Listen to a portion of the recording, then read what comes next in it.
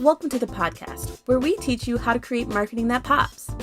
Get ready for refreshing conversations with industry experts, trendsetters, and creative minds that'll leave you bubbling with inspiration. Get ready to turn up the volume on your business. Let's get popping.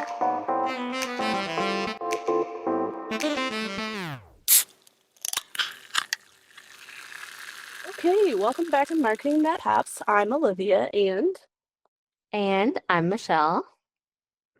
And today we are joined by Katie. And Katie is an influencer marketing veteran who's been working with major brands like Wendy's, Adobe, Cheerios, and now empowers professionals through her consulting work with her educational platform, Influencer Insider Guide. Katie, thanks so much for being on the pod today. Thanks for having me. Excited to chat with you guys. Yes. We would love to start off by you just telling us a little bit about yourself. I know we got into it a little bit, but from your perspective, tell us all about you. Yeah, so I started my career in the traditional PR space. I graduated in a time eerily similar to right now in 2008 when the job market was very dark and scary and bad. So I decided to move to California, where I kind of always wanted to try out LA, and was working in fashion PR. And this is like the days of the like glossy hat magazines. So I always say that was sort of like the precursor to influencer marketing, because it was like celebrity heyday, Paris Hilton, Britney Spears time. And my job was to get them to wear our clothes, our clients' fashion.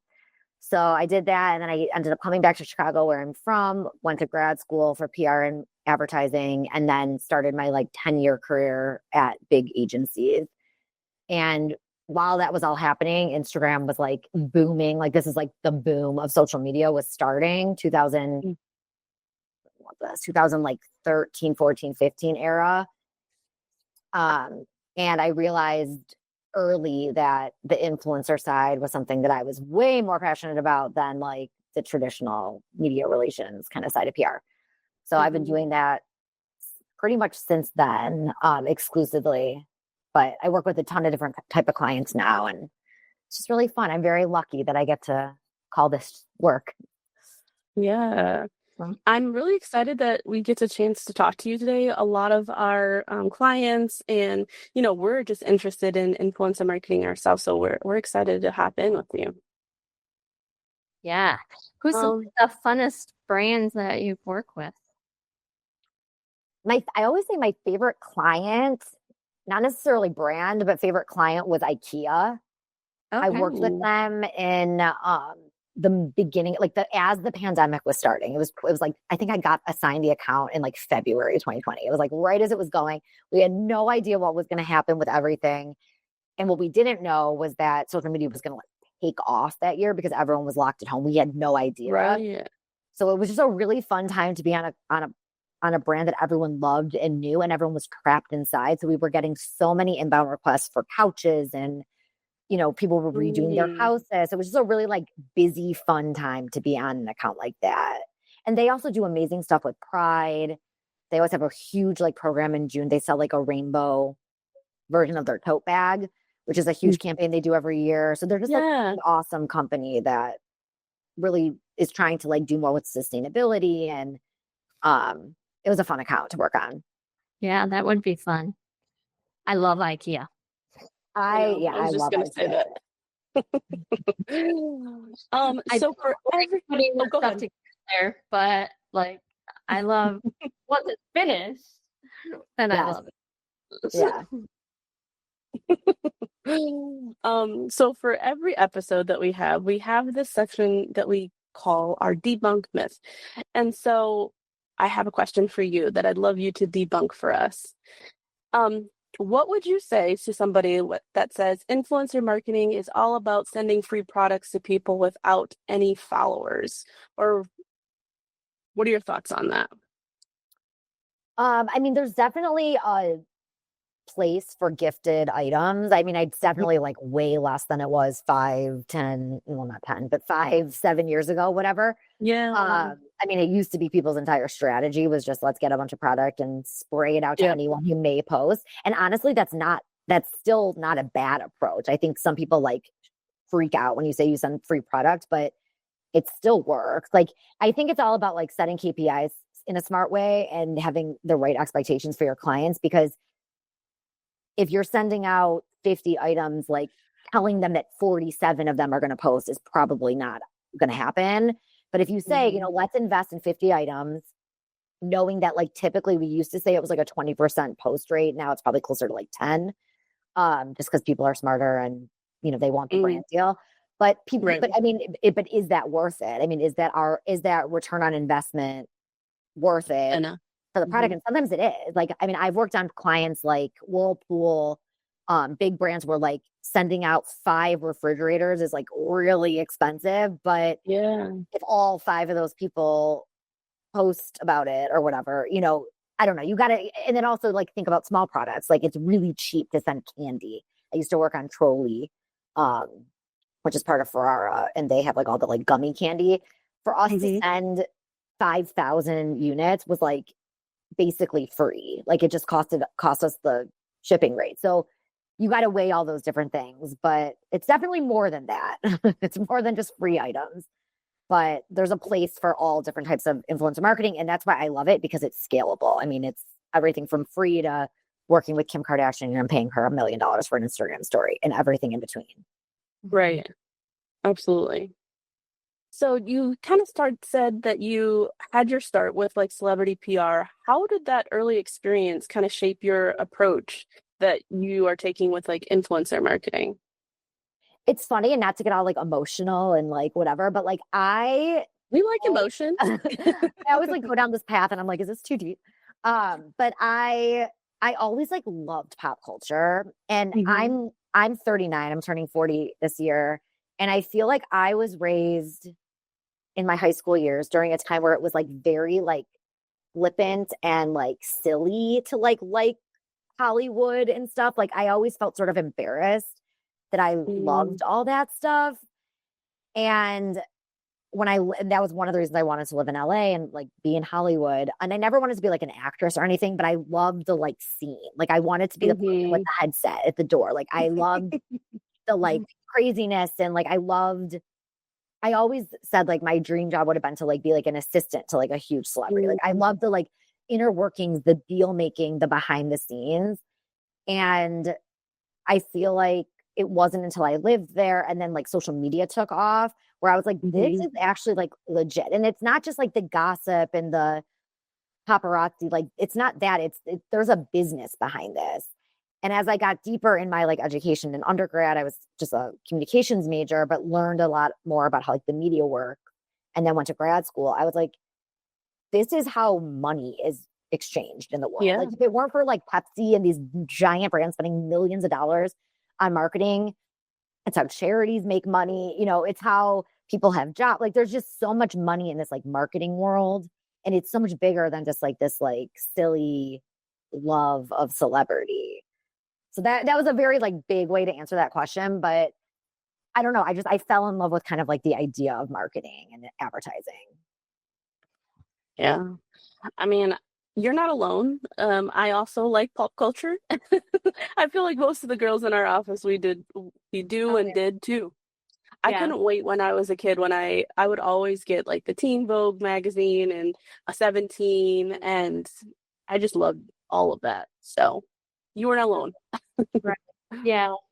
I know. I like all those gossip shows too, because it's like, what? They did what? You know, what's this person really like? You know, because they have a certain persona, but is that what they're really like? You know, and just trying to like unpack that is kind of fun and figure it out. Like, you know, Jennifer Lopez really mean because everybody says that she is. Right. You know, stuff like that. Well, one of my favorite podcasters, I don't know if you guys listen to her, but her name's Kate Kennedy. Her podcast called Be There in 5. But I love her. She's like really deep. Like, she takes like basic kind of topics and like little deep dives. She kind of broke the story on Mormon mommy bloggers like 5 years ago. But she always talks about how, I think she's the one that said this, that gossip was like, or is/was like a survival tactic.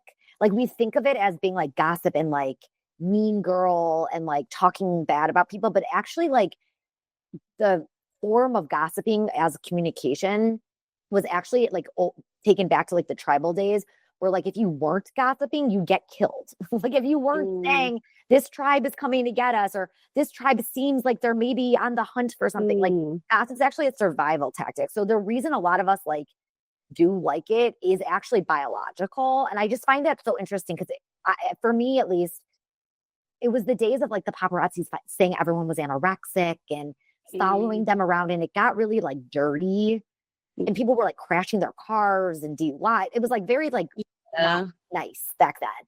But I feel like it's something that I've like sort of learned to let go, that like it's not, gossip doesn't have to be like a negative thing. Right.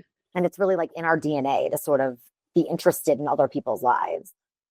Yeah, I mean, I feel gossiping is like a huge part of marketing, essentially, is because you want people to be talking about your brand, your product, your service. So definitely. The hard part about it is like some people feel nervous to do that. Like, well, I don't want to seem like I'm bragging, and they just want, but I do all that same stuff as this other person is out here telling the world, like I did this client, that client, and this, and so forth. So you have to get past that you're not bragging, you're just informing about, the services that you provide. And it's funny, like you were talking about, the drama and everything. You remember back when Trump and Megyn Kelly were like going at it? And then she went to the Trump Towers and they met and all this other stuff. And Megyn was like nervous to come out of the building. And Trump says, you know what? Like, this is what it's all about. We do this so that people talk about us, and I'm like, okay, maybe that's why he did this with Elon Musk, like, right. It's like this whole plan, this, Trump does this plan. He wants the drama so that everybody will talk about it. And I mean, he gets a lot of attention off of it. So it goes back to the old like PR adage that any news is good news, which like isn't necessarily true. But I mean, in a sense, if they're talking about you, they always say like, if they're not talking about you, that's when you need to start worrying. Yeah. I mean, Trump, whatever you think of him, I don't think greatly of him, but whatever you do think of him, one thing is for sure is that he's excellent at staying in the news. And even when he wasn't, before all this presidency stuff, he always, it's like he knew like every 6 months, I got to do something, got to have some sort of scandal, got to be on some sort of reality show. Like, I mean, he did a very good job of keeping his name in the zeitgeist and use that to his advantage when he needed it for a political gain. Mm-hmm. That is one thing he does know. He knows how to stay in front of people and get people on his side, know, and it's fun watching it. And I like the drama I didn't ever used to be like, I would never watch the debate or anything. But then once Trump started, I'm like, oh, this is kind of juicy. I think I'm going to watch this. He turns it into reality TV. We're like, why watch The Housewives when we can just watch CNN? Oh my gosh. So, Katie, what's your approach when it comes to developing an influencer strategy from scratch? Like, take us through how that works. So my favorite, and everyone that you talk to that works in influencer marketing probably will have a somewhat different answer because it's a very kind of like, again, scalable and flexible type of thing. But my sweet spot, just being someone that came from the PR world, I really like the like 360 integrated marketing programs that involve the PR side, the advertising side, a Super Bowl ad, a celebrity. Like that's really what like gets me going. Mm-hmm. I've been lucky because I've worked at huge agencies where the clients have the budget to support those programs. Now that I'm freelance, I don't like, some of my clients are very small. Like, I mean, they don't even like, haven't even like ventured into the PR side of things yet. But ideally there are sort of like legs. Like I kind of think of like marketing as an umbrella and like all the little things underneath are like the raindrops, and influencer marketing is just one tactic, but it plays really well when you're doing, an event in Times Square and you have, end caps at the grocery store. And like, there's just so much going on. That is my favorite because it's really how you can get creative, You can bring in lots of fun partners. So that's like my favorite. Obviously, that doesn't always work. And with smaller brands, I mean, going back to our original thing that we were talking about with the free, it's like you can start just by sending product out and kind of see where that goes. Like, Yeah. the whole benefit of influencer marketing is just finding your people. Like, that's the basic. It's finding the people that already use you, that don't already know about you, but should know about you, that are maybe using a competitor, that might like your product more, getting your people on board, and then like rewarding them in a sense for being loyal. And doing it in like an authentic way. I mean, those are the best partnerships, are finding people, like with the IKEA example. We got a lot of inbound of people like asking for furniture. And the nice thing about IKEA is that there's not like a ton of like direct competitors. Like there's like Wayfair and that type of thing, but IKEA is sort of like the like gold standard for like affordable furniture. But a lot of our outbound, like where we would reach out to the influencer, a lot of it was just people that were organically posting all the time. Like we had people that like once a week were posting about IKEA. They're like, this is a new vase I got, or like, oh, my couch just got so dirty, but I was able to wash it. Thank God for IKEA. Like those were the people that we like to engage with, pay them $15,000 for 3 posts, because we didn't have to do any sort of vetting. We knew that they were brand fans. Right. I feel like some of the clients that we work with, so there's a few questions that I think that they always are asking about influencer marketing. One, how do they find them? And two, like either they've tried to work with influencers before and maybe they've gotten burned. If you were to answer maybe the first one first, how do you go about like finding the right influencer? I know you kind of just said like finding the people that are already using your products. Yeah, I mean, I always say it's an art and a science. Like the science behind it is like, get a SaaS platform. You know, there's a million of them out there. They all sort of do the same-ish type thing, because they're just pulling the data from the platforms. But the tools are great because they have filtering capabilities. So you can, you know, filter by reach, by video. You know, video views is everything now. I know follower count is like so much less important than it used to be. So if you want to make sure that your video is like most likely going to get over 5,000 views, you can filter by people who average 5,000 views, you know, things like that. And then also like demographic wise, like with smaller brands, they don't really give a crap if people in, you know, Arizona are paying attention, because they don't sell there. You know, like for them, it really does matter where the audience is. Bigger brands, it usually doesn't matter. But stuff like that. So that's like the science part. The art is like working with people like me, not to pat myself on the back, but people that have worked with people that convert, work with people that regularly do great content, knowing a bunch of talent managers, knowing what all their niches are. When I cast, like I'm at a point now in my career where like it's pretty easy, because I can send like 6 text messages out and I'll get like the talent back, because I know who reps the type of talent. Right. And I've also worked with so many, I mean, I've closed probably, at one point I counted and it was like $25 million. It's probably closer to like 30, 40 at this point, just of me closing deals. And that's thousands of influencers over the years. So I know the ones that are really good, honestly, stand out. I know that's like crazy to say, but they're ones that are easy to work with, always on time, don't complain, ask a lot of good questions, provide awesome content. Like I can name the 10 best ones I've ever worked with, because they really stand out. And those are people I want to give work to. But it's definitely an art and a science, and everyone sort of has a different approach. Some brands like IKEA was really, really keen on like making sure they were brand fans. Some brands, like especially newer brands or emerging brands, don't really care if you've used the product. It's more about like, here's something to try out. Like with bigger appliances, you know, like we can't expect people to have like multiple refrigerators that they've used throughout the years, you know? So it depends, but having a strategist that's thinking through all those things is really important. You mentioned kind of like view count as like one of the things that people are looking at. We've noticed, you know, just as Meta and Instagram, all platforms, as they kind of evolve, their algorithms change, and also like what matters to the audience. And maybe you're not seeing as many likes as you are seeing of just like the engagement. So what is that like the most important thing that you would say that you should be looking for when, or like that they should request to see, is like what kind of things should they be looking at, I guess, in their analytics? Okay, so it's like a kind of like a long answer. I'll try to not ramble, but basically the number one thing is organic is in the toilet. Like organic. Okay. I mean, you guys, I'm sure, have seen this with your clients with like their own pages of Mhm. like they post something and everyone's like all excited and it gets like 6 likes. Like it's just really, really, really hard to put up good content on Instagram, even TikTok, LinkedIn, like any of the platforms and get like solid organic reach. It's just Right. and we've known this for years. Like I remember in like 2013, 14, we were all like waiting for the monetization to happen because everything was like free. People weren't really running ads. Mhm. And I remember like talking with someone very senior. I think it was when I was at Ogilvy, and they were like, "This is all going to be paid one day. Like we're going to wake up one day and everything's going to be pay to play." And like that's kind of where we're at now.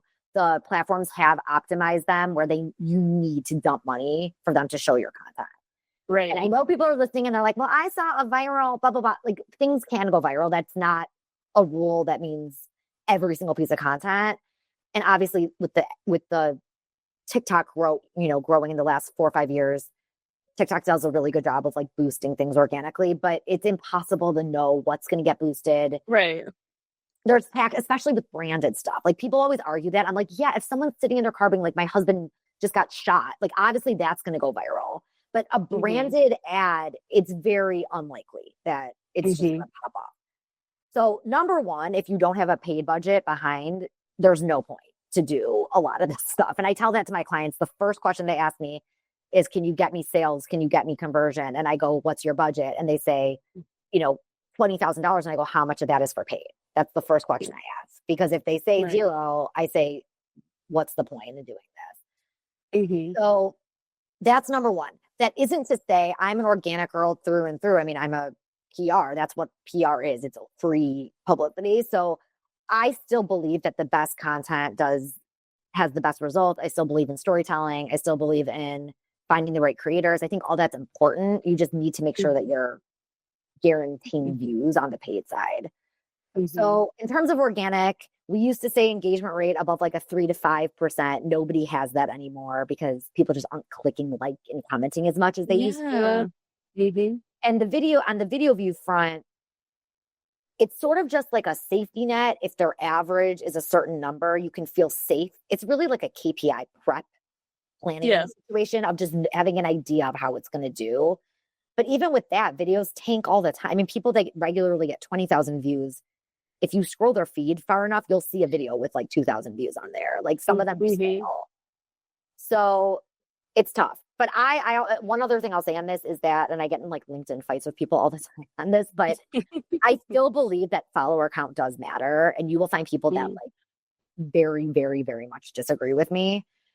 I think it's a nice way to understand the history of that account. If someone has 300,000 followers, unless you're like Becca Bloom, I don't know if you guys follow her. She like just got 1 million overnight, basically. There's some people where they have those stories where they just boomed. But most people over 100,000 have been in the game for a long time. They've got sort of like that like household name recognition to an extent. They've got validation that they've worked with multiple brands. Like it to me, that follower count number does actually matter. Some marketers are like, it literally means nothing. But for me, I like it as like a bucket to know kind of like just the realm of where that influencer plays. That doesn't mean if someone has 20,000 followers and they have amazing content and all their views are really high that I wouldn't work with them. It just means it helps me sort of in that initial stage to bucket out. And also for pricing, like someone that has 500,000 followers is going to charge more than someone with 3,000 followers. And there's people that literally argue that with me on LinkedIn. And I'm just like, that's just the way it is. Like they're potential eyeballs. They're not all 500,000 people are going to see it. Right. But it's just like, it's a demarcation point that is not fully gone, even though a lot of people say it's a fully useless thing. Yeah. I had heard that micro influencers are becoming more and more popular because, they don't have that huge price tag and most companies can start affording them. So like, what is that range? Like, do you have like a scale of, okay, they have this many followers to this, it is about this price. And is that? Yeah. I mean, that's another argument I get in with people is like, I get into lots of fights on LinkedIn. That's another like thing that people talk about like standardized pricing, like what are the bands, and like that truly makes no sense because there's so much that goes into a deal. Like, are they doing a press interview with the PR team? Are they, is their face being used on the website? Like, there's so much more that goes into these deals. It's really hard to say like an Instagram story for someone with 500 followers is $200 and an Instagram story with someone with 5,000 is 2,000. Like, it's hard to standardize. Right. And honestly, the people that were talking about standardizing this like 5 years ago, it still isn't standardized. So I win on that argument. It would have happened by now, I feel like. But basically, like, there are like kind of like benchmarks, and there are people that have like algorithms, like you plug it in and it shoots out a number. Right. And especially with more conversion focused programs, the like true marketers, the number crunchers on the team really are calculating ROAS, like return on ad spend. And they're saying like it has to be below $3 or whatever. So it depends on the program. But for me, it's really like kind of like a gut feeling. It's like, what are their views? What are their followers? How long have they been at this? What is their I'm a huge proponent of if they have really, really high quality, high production content, they deserve to get paid more. Because a lot more goes into the editing. A lot more goes into them just creating it. But to your question specifically, Michelle, about like, is it okay to use the smaller micros? If you're doing a big ad buy on the paid side, use someone tiny. If it's cheaper, like, yeah, like why not? As long as their content's good and they're actually like relevant to the brand, there's a great, opportunity for UGC, as they call it, which is not the correct usage of that word, but UGC creators who have 2,000 followers, but they are really, really, really good creators. Using that content then and pushing it out through paid is a great strategy. You just don't have the like organic reach ability. But yeah, I mean, every single kind of like tier of influencer serves a purpose. What have you seen? What is the most creative type of post that you've seen through a sponsored post? I this goes back to kind of my like love for integrated marketing. I'm just like a nerd for like really fun integrated programs. Like this is kind of like a stupid example that is way bigger than anything I've worked on recently. But I love the like Michael Cera CeraVe. Did you guys see that last year? Oh yes. Yep. Like something so simple. I love when something is so like silly and simple. It just makes sense. But it just resonates. It just makes sense. Those are my favorite. Like the thing that kicked all that off for anyone listening that doesn't remember is he was carrying this like dirty, like ripped, like plastic shopping bag just filled with CeraVe. And then they did and I think it got picked up like naturally by PR. I'm sure they like called paparazzi or whatever. But then they did a Super Bowl commercial kind of like closing the bookend to it. And he was like the head of CeraVe Labs. And the whole thing is just that his name is Michael Cera. Like it was just, it was kind of dumb, but that's the stuff I love because that gets a ton of press, which is free for the most part. It gets talked about naturally on social. People rip it apart, which is great. Back to our conversation about gossip, like people were like, this is the dumbest ad I've ever seen. People were like, this is the greatest ad I've ever seen. Like that's where the magic happens when people have opinions. So those are the campaigns I love. Yeah. Kind of like the splashier, like more ridiculous things. And I think that's what like stops the scroll. Just someone doing a get ready with me talking about makeup. I mean, we see 100 of those when we're on TikTok, but someone like doing something crazy that your like brain kind of stops for a second. That's really where you get the eyeballs and the attention. Yeah. It depends on and like what's popular right now and all of that. But totally. Yeah. I feel like a lot of that has to do with generations and the Gen Z culture is very much that erratic kind of crazy behavior online. So we kind of always are like using kind of like these bigger brands to kind of dissect and like look at their campaigns and how they, are just going crazy and just getting all these views online. But one that we always like to look at is like Duolingo.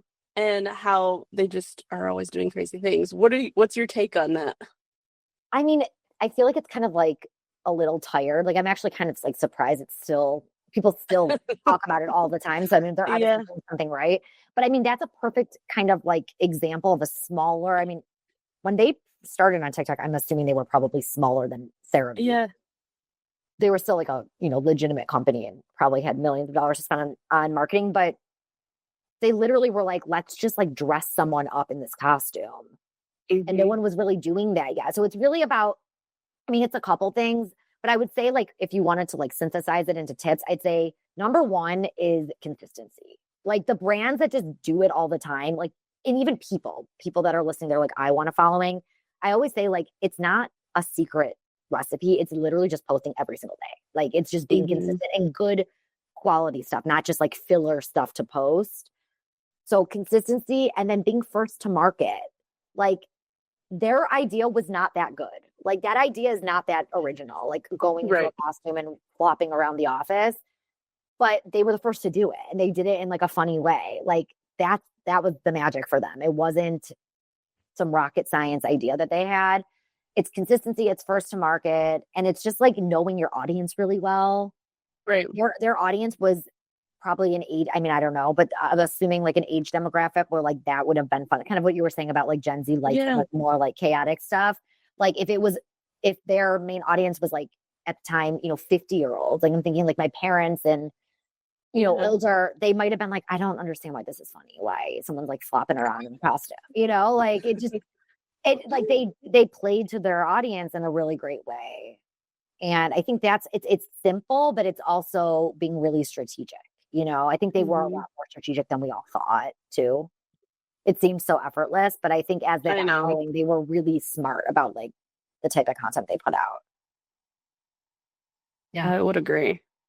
They definitely are crazy for sure.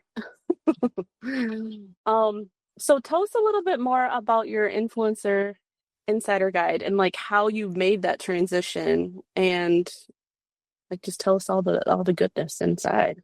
Yeah, I mean, I worked in the agencies for around 10 years and then I went and worked actually in growth marketing, which was like a very new world for me because it's all about performance and conversion. And my whole previous life had been storytelling and how it makes you feel and brand lift and like things that you can't really measure. And then I got like plopped into this job running influencer and everything was measured. It was very intense, but it was a great experience for me to see kind of like the sales side of things. So then PR, we sort of like, once it's out into the ether, we sort of wash our hands and walk away because our job is to like change attitude and perception. It's not to sell product necessarily. So I did that for a year and a half. And then they ended up like kind of like shuttering the influencer team because it, again, which I kind of had said from the beginning, but it's not really a great growth channel. That's not truly what influencer is all about. There are ways to sort of use paid to make it more of a growth channel. But long story short, we parted ways. They're an amazing company. They still are doing great things in the growth space. And I was sort of at this crossroads of like, do I go back into PR? Like I had like moved on. At this point, I had 2 kids living in the suburbs. Like I was sort of like out of this phase of like working in high rises in downtown Chicago. And I'd always wanted to be an entrepreneur. That was something I knew from when I was 11. Like I knew from as being a kid that was something I wanted to do. So it was very much like a universe spiritual moment of like, this is the time. You've proven yourself in the agency world. You've proven yourself now in this brand new kind of like marketing frontier that you've learned. Like if any time is now, it's now. And I went off on my own and I started taking on some kind of smaller clients. And while I was doing it, I was doing a lot of podcasts and really promoting myself. And while I was doing it, I'd always get asked like a lot of questions like similar to today about like kind of the basics. And I was like, nobody from like the brand side is really talking about how to do it. And like all these things that we've talked about today, like they're talking about how to get famous being an influencer and how to use CapCut. And like it's like tactical, but they're not talking from a brand's perspective of like how to really do influencer marketing. And I felt that was a white space in the market. So I spent 3 months, locked myself in the library literally every single day and like wrote a full ebook, like 30 some pages of resources. And I use like a mock pretend company, and I kind of walk through like how I would set it up just to kind of break it down. And yeah, and then I now when people come to me, I'm like, go check out Influencer Insider Guide, because it's really comprehensive, start to finish, of how to run a program. I love that. What do you feel like the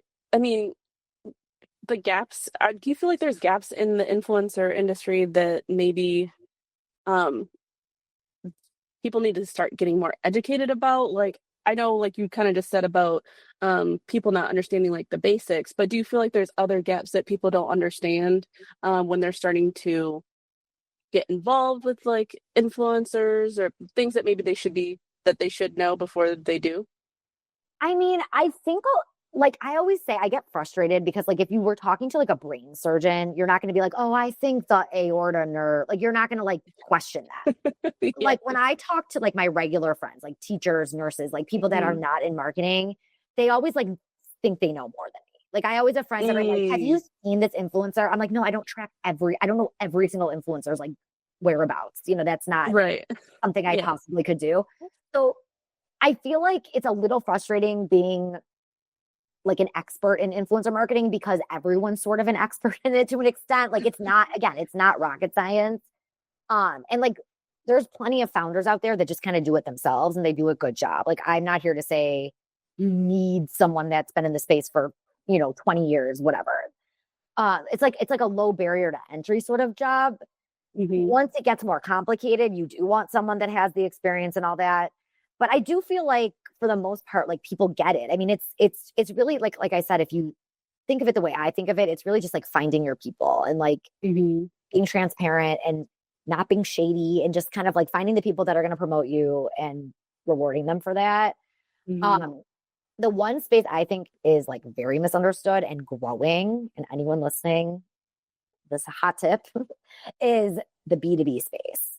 And it's not just B2B like you think, like, tools for like a factory, not that B2B. B2B like Salesforce, Adobe. I just got off an amazing program with Adobe, but like B2B/ish C, like tools that like entrepreneurs could use on LinkedIn is huge. I mean, I have like 7,000 followers on LinkedIn. I post like maybe once a week. I do not take my own advice about being consistent.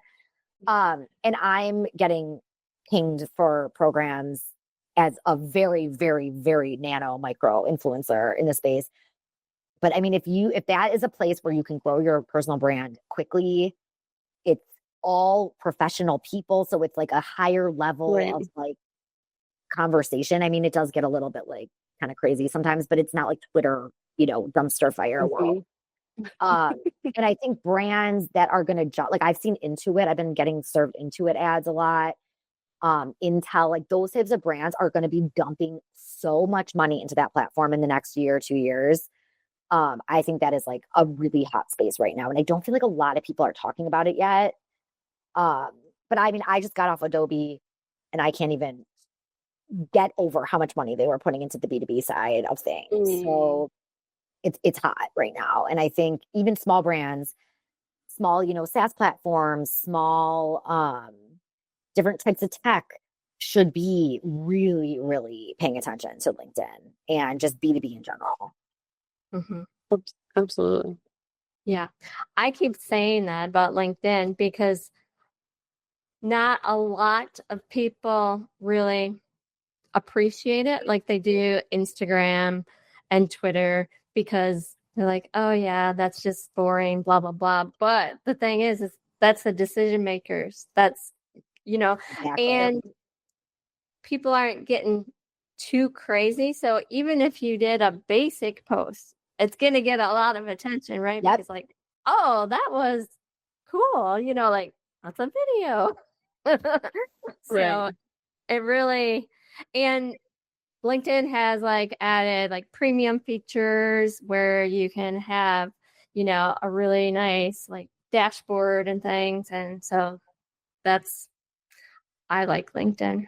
Yeah, I mean, it's the people all congregating together that like are deciding things for their businesses and have money. It's like, I always say it's like, no offense to Twitter, but like, I mean, there's like 16-year-olds on Twitter that have like literally zero decision-making power for commerce, you know, I mean, maybe for like Fortnite and that type of thing, but LinkedIn is like it's like a professional network. I mean, my friends that aren't in marketing still think of it as like, I only go on there when I need a job. And there's just so much conversation and a lot, I mean, it is getting a little bit, like I was saying, it's getting a little bit more kind of like crazy, and people are realizing they can like get brand deals on there pretty easily. So people are posting like ridiculous things every single day just to get followers. Yeah. But I mean, I'll post, I only post when I'm inspired. I'm very, very loyal to that like nature of just knowing the space so well. Like I refuse to post something silly unless I really truly think it's like going to value someone, which is why I only post like once a week. But every time I post, someone in the comments has like some amazing thing to add to it. Like it's very rare I'll post something and nobody will engage unless it's something like kind of, you know, more informational. But if I'm posting like my thought on the algorithm or something, people come out of the woodwork, like really smart things. And I've become like full on like friends with people in my comments because I'm like, that was such a like smart thing you added to this comment. I'm like, where did you come up with it? And the conversation is just really flows. And I feel like it's not going to be like that for much longer. Like these platforms get sort of like jaded. Yeah. So now I feel like it's time. I do feel like people try to show up as their best self on LinkedIn. Yeah. Yeah. Still. Yeah. Yeah. Mm-hmm. Okay. Well, now we're to the part where we have a couple of this or that questions for you. Okay. So Instagram or TikTok? The millennial in me should say Instagram, but I feel like TikTok because of just the ability to like learn. You know, like I feel like when I'm on it, I'm not like wasting my time. Like I always get some sort of tidbit out of it. So probably TikTok. I agree. Celebrity campaigns or micro influencer magic? I'm gonna go with celebrity just because of my roots, and I just love a celebrity program. But both are great. Big agency life or independent consulting freedom? Independent, 100%. I always say it's like boot camp at the agency. Do it when you're young, when you have time. But freelance life is amazing. It's completely changed my life. Like it's the best thing I've ever done. Awesome. And then last, Chicago or LA? Since I know you. I know. This is going to sound woo-woo and crazy, but I'm going to go there because we're almost done and I feel like I can. But I honestly feel like spiritually called to the West Coast. Like something about the ocean, the sun. My mom grew up there, so I have like this like tie to it. Yeah. I just love Southern California. And I'm like praying it doesn't like get sucked into the ocean with global warming because I'm like, it can't go away. But Chicago's amazing. It's literally been my home other than the 1 year I didn't live here. And Chicago's the best city in the world. I mean, let's be real. It really is like the best city. But spiritually my heart is in Southern California. Those were not rapid fire answers, by the way. So I apologize. No, I love it. However long you need, we've got it. Okay. So I have a final 2 questions for you. If you could give one piece of advice to marketers or brands that are trying to stay relevant in 2025 and are trying to get into influencer marketing, what would be your advice to them? I mean, it goes back to just like finding the right audience. Like, who's your audience? Who are your brand fans? Fostering that relationship. There was a huge push a couple years ago about these like ambassadors and communities like everywhere. I don't know if you guys remember. It was like the buzzword. And like some of it I feel like was like fluff and like everyone doesn't need a Slack channel, you know, like it got a little crazy. But I think the root of that is just finding the people that already love you and support you and working with those people. Like those are the ones that should be telling your message, not a TV commercial that no one's watching. You know, it's the real everyday people using the product. So if you think of it in terms of that, it's not as daunting to find the right people. I agree. And my final question to you would be, where do people find you on the internet? How can they get in touch with you? What's the best place to start? I'm most active on LinkedIn, like Nerd Alert. That's the platform I use most. And just it's under Katie Stoller. You can find me. And then I have influencerinsiderguide.com if you are interested in the ebook.